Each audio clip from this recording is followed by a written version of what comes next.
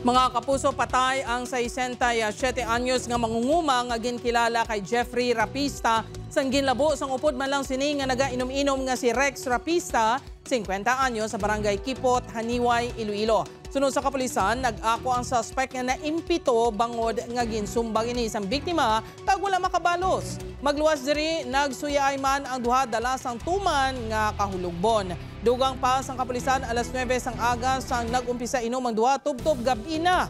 Matapos mag-inom-inom, nagpauli ang duha apang sang makalabot sa balay ang suspect. Nagwa ini sang binangon kag ginlabo sa liog ang biktima. Nakitaan pa mismo sang asawa sang biktima ang insidente. Nagpalagyo ang suspect apang makaligan sa pila ka oras. Nagsungka man ini sa barangay officials sa barangay Kipot.